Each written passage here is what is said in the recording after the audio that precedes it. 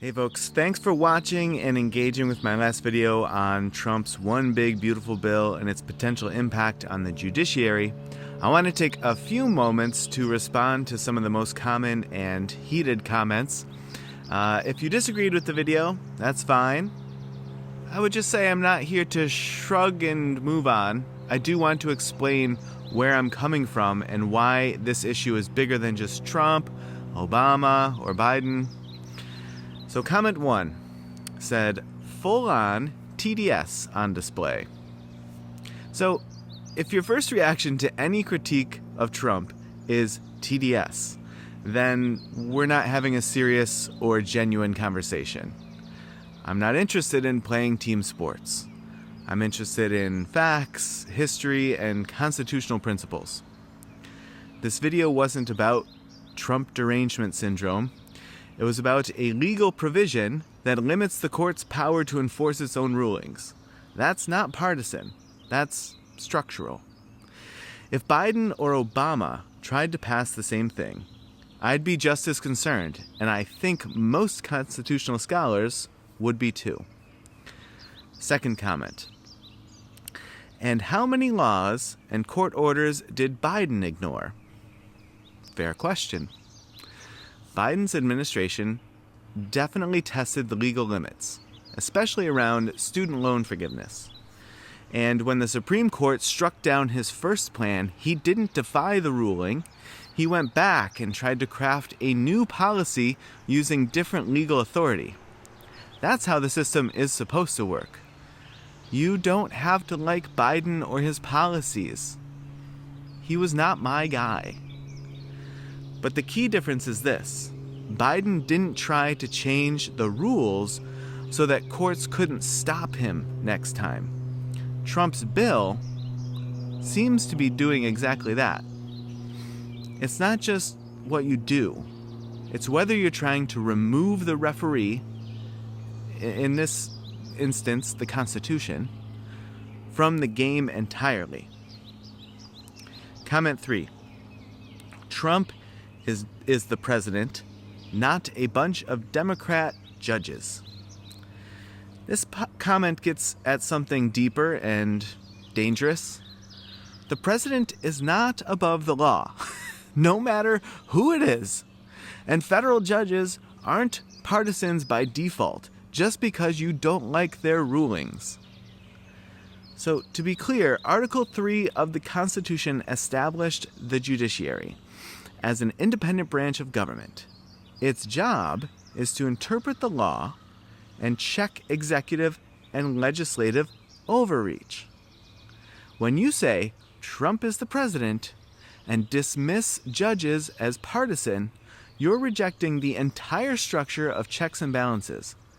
That's not what the founders intended. James Madison warned against the concentration of power in any one branch. That's not a democratically republic idea. It's a constitutional one. Comment 4.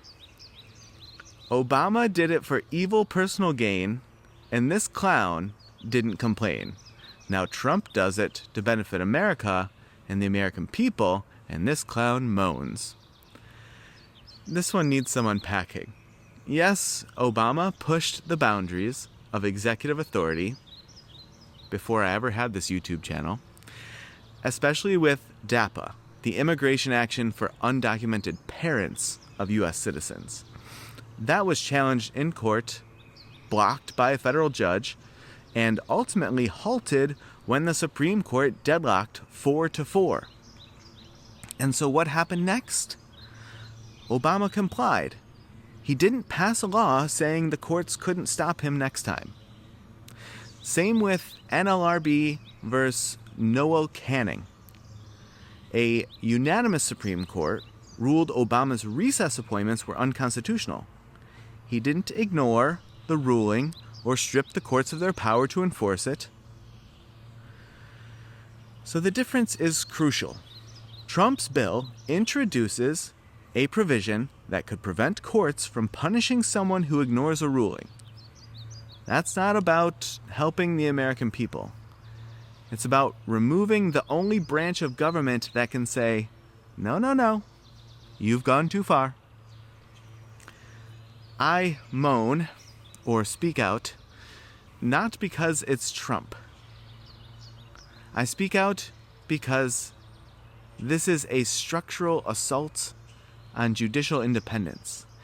And anyone who cares about liberty, conservative or liberal, unfortunately that's all we have at the moment, should be alarmed by that. You don't have to agree with me, but I'm asking you to think bigger than party lines. I know that seems impossible. This is not about one president. It's about whether we still believe in a government of checks and balances and whether we're ready to hand unchecked power to whoever wins the White House, because guess what? Somebody will be there someday who you do not like. And you're not going to want them to have these powers. So, if you've got strong feelings, I would say that's good. And we can talk about it. So feel free to leave a comment, share your perspective, but I will always be bringing it back to the framers, the founders, and the Constitution. And if you want more videos like this, please subscribe, share, hit the like button, and I'll see you in the next one.